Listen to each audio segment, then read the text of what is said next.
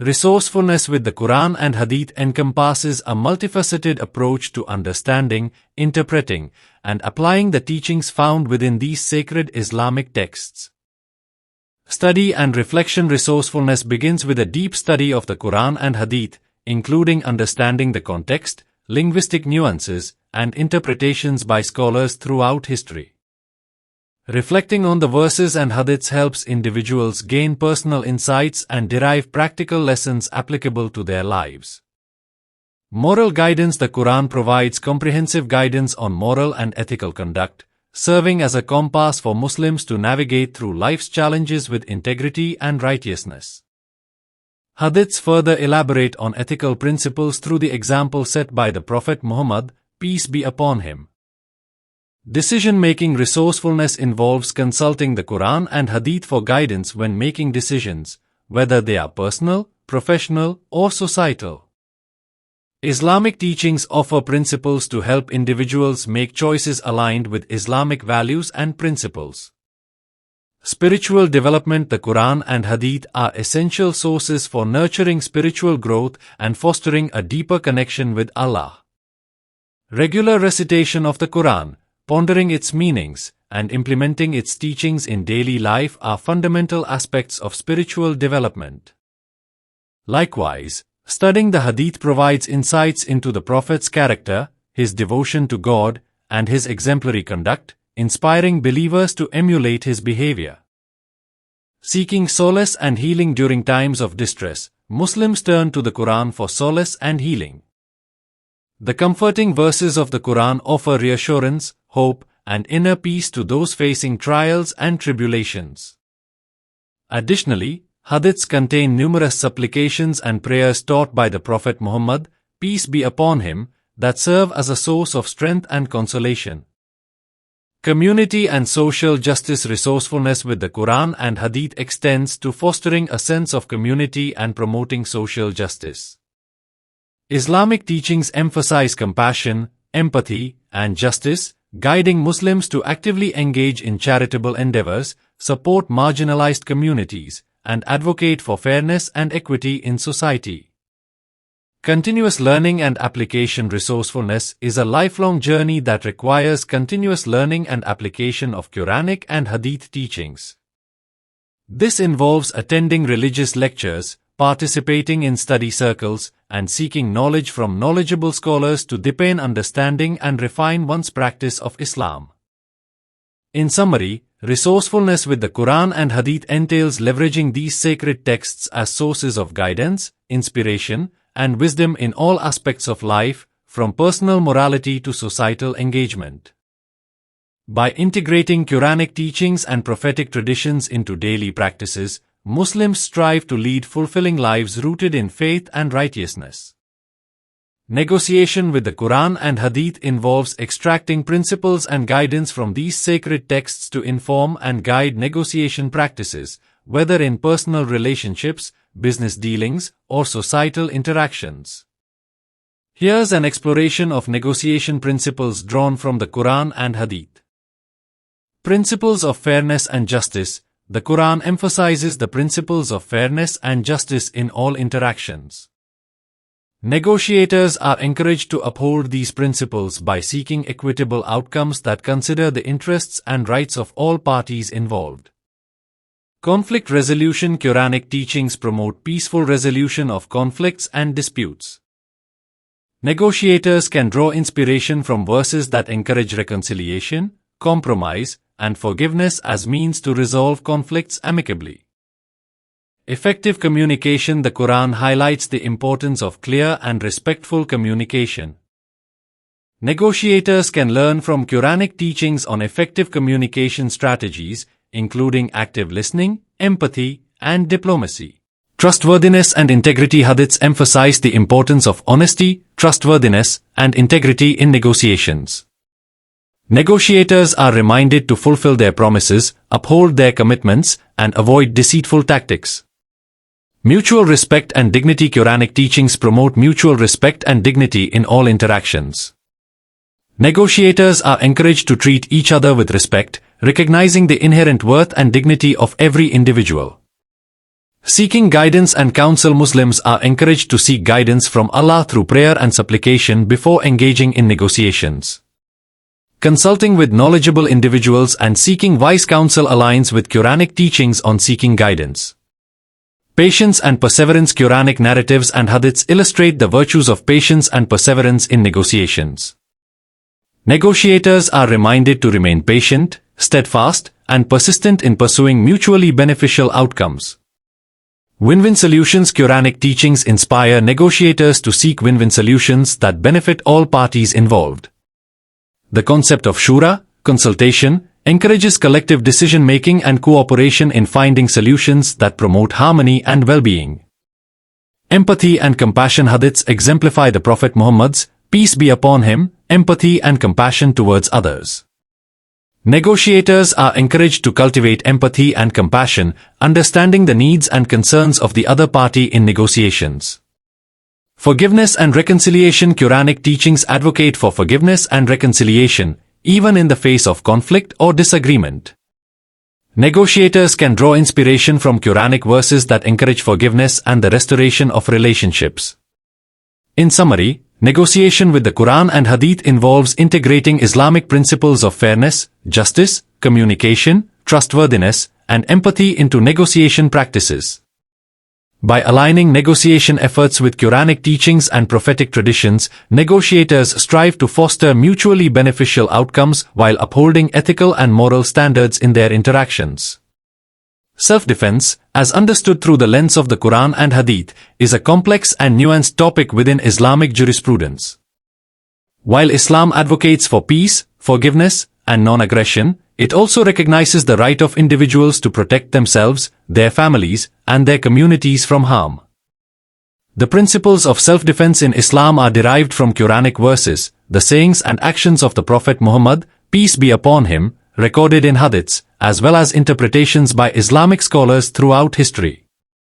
Here, we'll explore the concept of self-defense in Islam, drawing insights from both the Quran and Hadith, with a focus on key principles, guidelines, and examples. Preservation of life and dignity. The Quran emphasizes the sanctity of human life and the inherent dignity of every individual. Self-defense is considered permissible in Islam when one's life or the lives of others are threatened with imminent harm. Proportionality and restraint.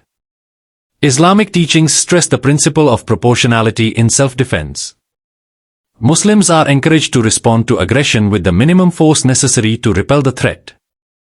Excessive use of force or retaliation beyond what is required for self-preservation is discouraged. Avoidance of harm and conflict. Islam advocates for the avoidance of harm and the pursuit of peaceful resolutions whenever possible. Muslims are encouraged to seek avenues of dialogue, mediation, and reconciliation to de-escalate conflicts and prevent violence. Right to defend. The Quran recognizes the right of individuals to defend themselves and their property against aggression. This right extends to protecting one's family, community, and even the broader society from threats to their safety and well-being. Trust in Allah and seeking refuge. While undertaking measures for self-defense, Muslims are reminded to place their trust in Allah and seek His protection. Seeking refuge in Allah through prayer and supplication is encouraged as a means of spiritual strength and resilience during times of adversity. Self-defense in just warfare. In the context of defensive warfare, Islam permits Muslims to engage in self-defense to protect their homeland and community from external aggression. However, strict rules of engagement, including the prohibition of targeting non-combatants and civilian infrastructure, must be observed. Physical preparedness and training. Hadiths narrate instances where the Prophet Muhammad, peace be upon him, encouraged Muslims to acquire physical skills relevant to self-defense, such as archery, swimming, and horse riding.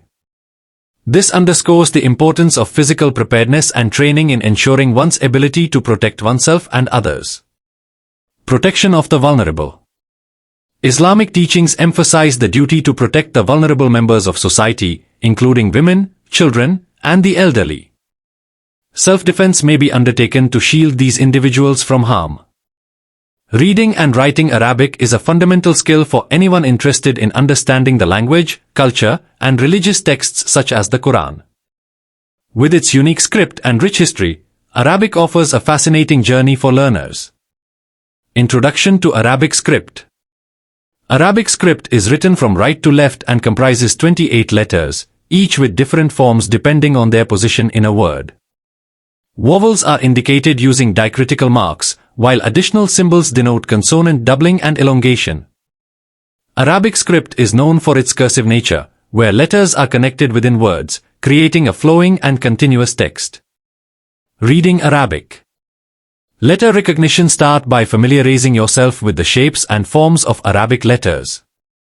Each letter has an initial, medial, and final form, and its shape can vary depending on its position within a word. Vowel marks. Arabic vowels are typically indicated using diacritical marks placed above or below the consonants.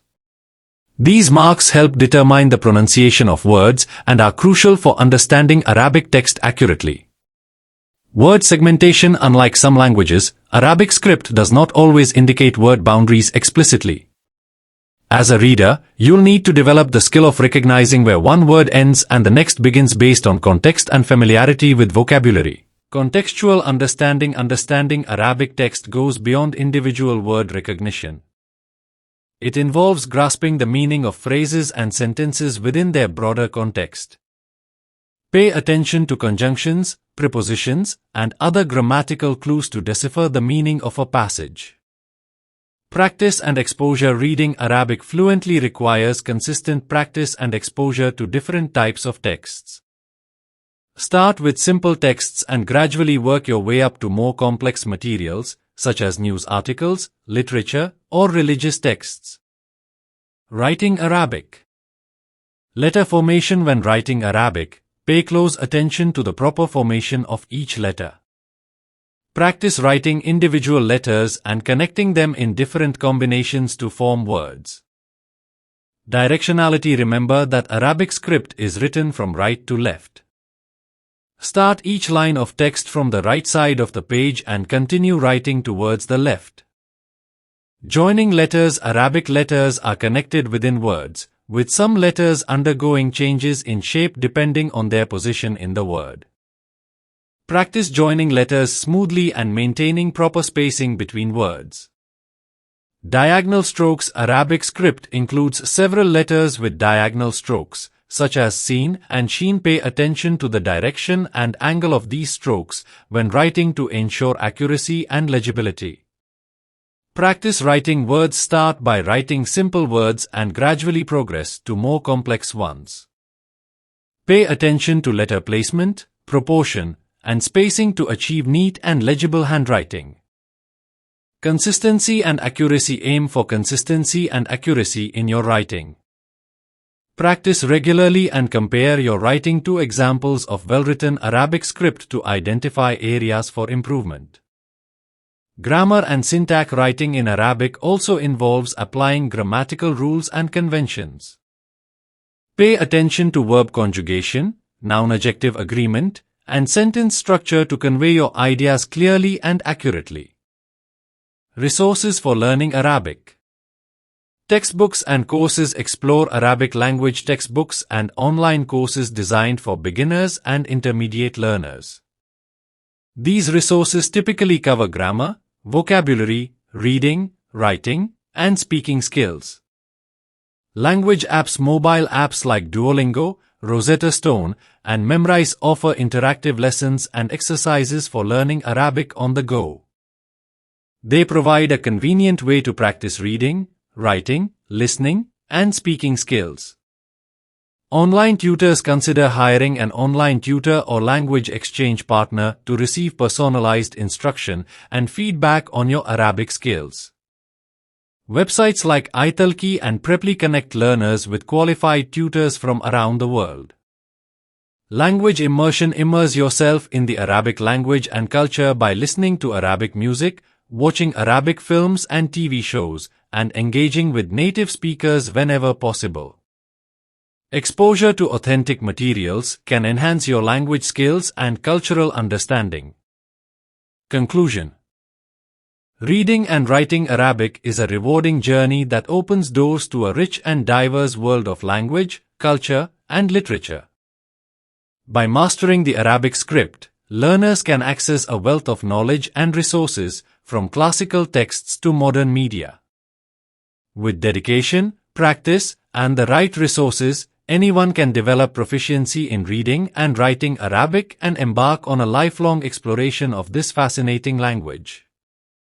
Dawah, often translated as inviting or calling, is an essential concept in Islam, referring to the act of conveying the message of Islam to others.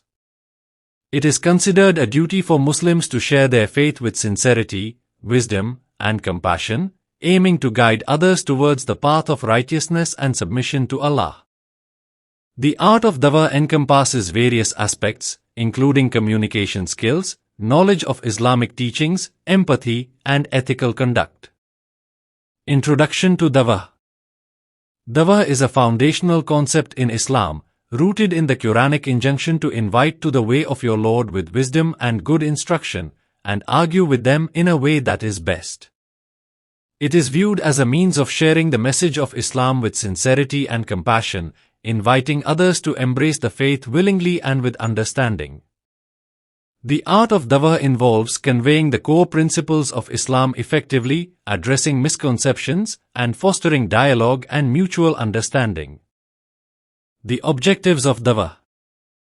Guidance. The primary objective of Dawah is to guide individuals towards the truth and righteousness as elucidated in Islam. It aims to awaken hearts, enlighten minds, and inspire spiritual transformation. Education. Dawah serves as a means of educating people about the beliefs, practices, and values of Islam. It provides clarity on theological concepts, moral principles, and the purpose of life according to Islamic teachings. Rectification. Dawah seeks to rectify misconceptions, stereotypes, and misinformation about Islam. It addresses prejudices and biases, promoting a more accurate and nuanced understanding of the religion. Community building. Dawah contributes to the growth and cohesion of the Muslim community by strengthening bonds of faith, fostering solidarity, and encouraging collective efforts towards positive change. Bridge building. Dawah endeavors to build bridges of understanding, cooperation, and respect between Muslims and people of other faiths or worldviews. It promotes dialogue, mutual respect, and peaceful coexistence. The art of Dawah. Knowledge and understanding. Effective Dawah requires a solid foundation in Islamic knowledge, including theology, jurisprudence, and spirituality.